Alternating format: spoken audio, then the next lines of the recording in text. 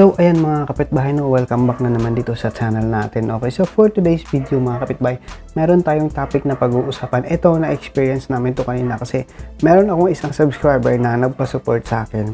Ang pfSense po niya is 2.72, yung latest version. Okay, so ang scenario po is gusto niyang i-limit yung bandwidth ng per IP niya dun sa kanyang network. Pero dahil sa pag nire-remote ko siya tapos hindi namin mapagana, hindi nag-effect yung rules at saka yung mga limiter na nilalagay namin. Ayun, medyo nahirapan kami, hindi namin nagawa. So ngayon mga kapitbahay, nandito tayo ngayon sa test lab o sa home lab natin. Meron tayong active pfSense dito. Okay, iti-testing natin siya bakit hindi gumagana kasi first time ko lang may counter to na pagdating sa newest version ng pfSense, hindi gumagana yung limiter. Okay, so hindi natin alam kung baka dun sa setup niya mismo ang may medyo problema or kasi chinek ko po kasi lahat ng settings, okay naman, tama naman. Titingnan natin ngayon, ipapakita ko sa inyo kasi meron tayong active pfSense dito. Ayan, kung mapapansin. Ayan. Ito yung ating active pfSense yan. Kung yung mapapansin, active po yan ha. Ito yung pfSense natin dito sa bahay. Okay, so iti-test natin ngayon. Iti-test natin tong PC na to dito sa pfSense. I-try natin i-limit ang ating bandwidth na nakukuha. Okay, so ang pfSense ko na to is nakakabit to dun sa switch natin na 10/100 lang. Kaya hindi niya na ma-maximize yung bandwidth natin na up to 300. Kung yung mapapansin kapag nag-speed test tayo. Yan yung mapapansin. Yan, nasa 300 MP to pero nasa 100 lang nakukuha kasi nga yung switch na pinagkakabitan ko is 10/100 lang kung yung mapapansin. Okay, tingnan yung upload, same. Okay, so ngayon iti-test natin ngayon kung bakit hindi nga ba kanina gumana yung limiter namin na ginawa dun sa isa kong subscriber sa office nila kasi ang gamit lang po niya is community edition. So tamang-tama yung home lab na rin is community edition lang din. So iti-test natin yan. Okay, so iti-testing natin, babalik tayo sa basic, mag-create tayo, i-static natin yung PC, mag-create tayo ng limiter, tapos mag-create tayo ng rules, tapos ayusin natin mabuti yung rules, titingnan natin kung hindi gagana or ano yung problema para ma-fix natin. Okay, so ayun mga kapitbahay, welcome back naman dito sa channel na. So kung bago ka o gusto mo matuto ng mga ganito, stay tuned, kaya let's go, pag-uusapan natin. Ayan mga kapitbahay, no? Ano nga ba ang unang-una na dapat mong gawin para ma-limit mo ang isang client PC yung bandwidth na makukuha dun sa internet natin para ma-limit mo siya sa pfSense. Okay, so ang unang gawin mo mga kapitbahay, syempre ang gagawin natin is kahit hindi mo na siya static dito mismo na manual na maglalagay ka ng IP, pwede mo siyang static mapping dito sa DHCP server natin dito sa baba. Ayan, yun yung mapapansin, kailangan natin siya sa static map.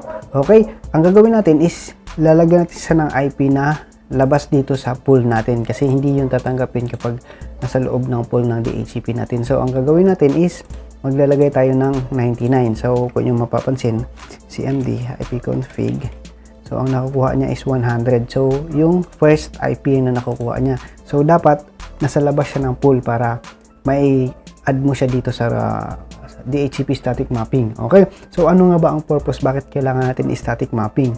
Okay, kapag yung PC mo is naka DHCP lang, siyempre possible yun na kapag ni-restart mo, magbabago at saka mag-iiba yung IP. So kapag nag-iba yung IP, so yung rules na kinreate mo dito sa LAN mo, hindi na yun mag-e-effect. Okay, so dapat automatic kapag gusto mo i-limit yung isang device, kailangan naka-reserve yung kanyang IP dito sa DHCP server. Okay, so ang gagawin natin is i-add natin static mapping natin. So paano nga ba yun? So kunin mo muna yung MAC address. So punta ka lang sa DHCP leases. Ayan. Ayan, tapos type mo yung 0.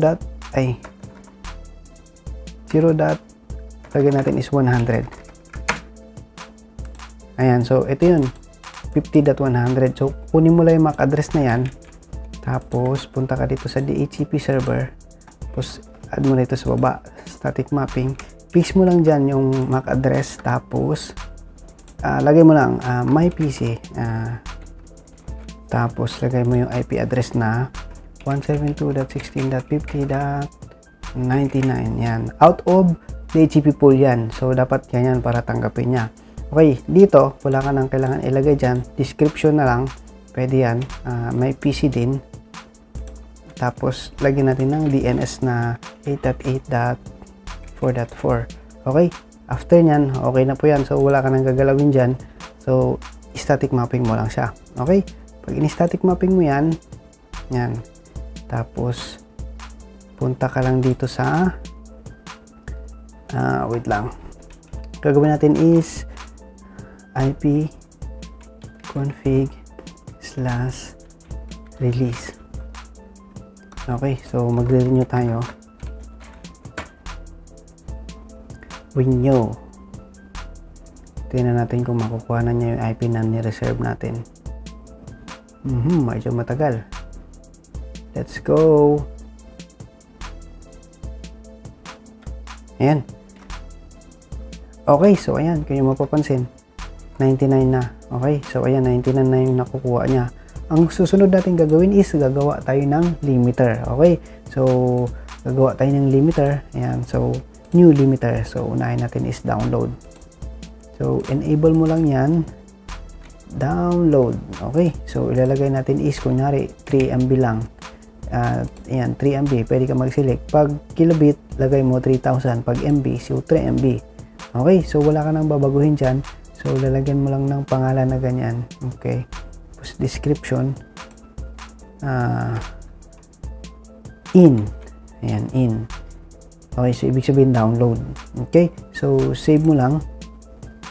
Save, tapos new limiter, upload naman. So lagay natin upload. Yan, upload, tapos 3 MB din.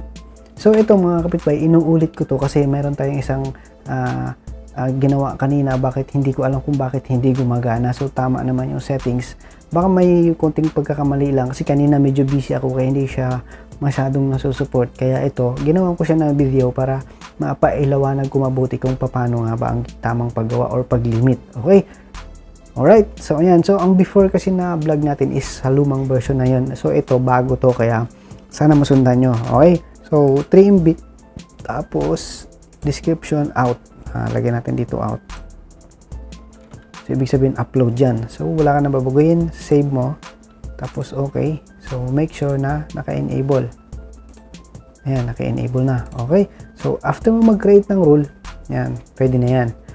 Ng limiter pala, pwede na yan. So punta ka dito sa rules. Okay, so ito pala mga kapitbahay, pwede mo siyang i-limit through IP, or kung gusto mo, kumari dito sa LAN rule, pag nag-create ka ng rule, dito sa source, pwede mo ilagay alias, pwede ka mag-create dito sa alias. Pero kung gusto mo per IP lang, pwede ka dyan. So paano nga ba yun? So create ka lang alias, tapos add host ka lang. Ayan, lagay mo dyan kumari limited IPs, description, limit IP, ayan, host, tapos lagay mo dyan yung 172.16.50.99, tapos add mo lang, lagay mo dito my PC, save, tapos apply. Yan, after mo makreate yung alias, so pupunta na tayo dito sa rules. So mag-create na tayo ng rules. Okay, so punta ka lang dyan, tapos sa LAN rule, kasi dyan natin papadaanin, tapos add ka lang. Ayan, so ito yung sinasabi ko dito sa alias, or ito, pwede mo ilagay mismo yung IP dyan na 172.something, tapos or pwede rin yung limit IP. Ayan, so pwede rin yan. So ganito lang pag-create ng rule para mag-limit. So pass LAN, tapos IPv4, tapos ilagay natin dito any, tapos eto sa source is alias yung limit IP. Ayan, limit IPs, tapos dito any lang, gawin mo lang any yan, tapos ilalagay mo lang dito limit IP, limited IPs. Ayan, alright, so ganun lang. Tapos punta ka dito sa display advanced. Okay, so display advanced, punta ka sa baba, pinakababa, makikita mo dyan input output. So ang nauuna is in, so ibig sabihin ang nauuna is download is in. Tapos yung output is yung upload, so yung upload. Okay, so ganun lang kadali. After mo nyan, sundan mo lang to, dapat ganyan yung pinaka settings, ganyan na ganyan. Okay, tapos dito sa baba importante, ayan. So bago natin i-save yan, so tingnan muna natin kung ano yung nakukuha nating internet. Okay, so ang nakukuha natin is, ayan, umaabot ng 100. Okay, so i-okay natin siya ngayon. Sana gumana, sana may mali lang dun sa setup ng tropa nating nagtatanong na IT. na subscriber natin. Shoutout pala sa iyo, sir. Sana mapanood mo to. So, isave na natin. Yan. Save, apply changes, tapos monitor. Yan. Okay. So, ayan. So, done na siya. So, punta ka ulit dito sa rules. So, paano mo nga ba malalaman kung rules is gumagana? So, kung nyo mapapansin, ayan. Ibababa natin yan dito. Ayan. So, save. Dapat nandito siya sa gitna. Paano mo nga ba malaman yan kung gumagana? So, pag pumunta ka dyan ulit sa rules, kung nyo mapapansin dito sa land rules, ayan, nagbibilang siya. Ayan, kung nyo mapapansin, ayan, no? 39 kilobyte na. Okay? So, ang gagawin natin is magpo-pass.com ulit tayo. Tingnan natin. Kasi ang nilagay natin kanina is, ano bang limit na nilagay natin? Ang nakalagay rito is 3 MB. So, dapat yan lang yung makukuha niya. Okay? So, titingnan natin. So, fast.com. Enter. Alright. So, ayan. Gumana mga kapitbahay. So, baka may mali lang talaga dun sa setup ng isa nating subscriber. So, bukas titingnan natin yan. Kung yung pupansin, yung download is 2.8. Tapos yung upload is 2.8 din. Okay? So, napaka-accurate mga kapitbahay. So, sana nasagot ko yung katanungan nyo na kung gumagana nga ba ang limiter dito sa bagong community edition na 2.72. Okay, so gumagana po siya pa mga kapitbahay kung yung mapapansin. So sana nasundan nyo, no? So uulitin ko, dapat kung gusto nyo i-limit yung isang device or yung isang PC, required na dapat naka static IP or naka reserve dito sa DHCP server sa static mapping dito sa baba, para in case na mag-restart yung isang device, automatic ang makukuha nyo na IP is same pa rin. So, kung ano yung nakasetup dito sa aliases mo or dito sa rules mo, dapat ganun na ganun pa rin. Okay? So, kung nyo mapapansin, ayan, gumana mga kapitbahay.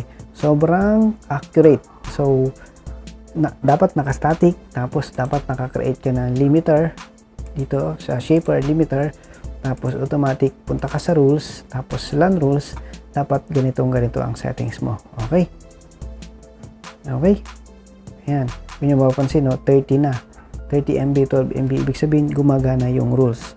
Okay? So, napakaganda, napaka-limited. Bukas, kung mapanood mo to, sir, mag-comment ka. Ipakita mo sa akin kung napagana mo or hindi para i-support ulit kita. Okay? So, maraming salamat. God bless and peace. Sana may natutunan kayo or sana naturuan ko na naman kayo. Okay? So, let's go! Oh, isa pa. Okay. So, ayan. Nakalimit po talaga siya. 2 MB lang. Alright. So, ganyan yung gagawin nyo kapag gusto nyo. Kunyari, si pfSense is pwede nyo siyang gamitin as a server manager kung gusto mo gumawa ng ISP, small ISP distributor sa lugar nyo. Okay. So, ganyan lang kadali. Okay. Alright. Let's go sa rules. Okay. Maraming salamat. God bless, peace, and comment down below, like and share para masaya. Let's go.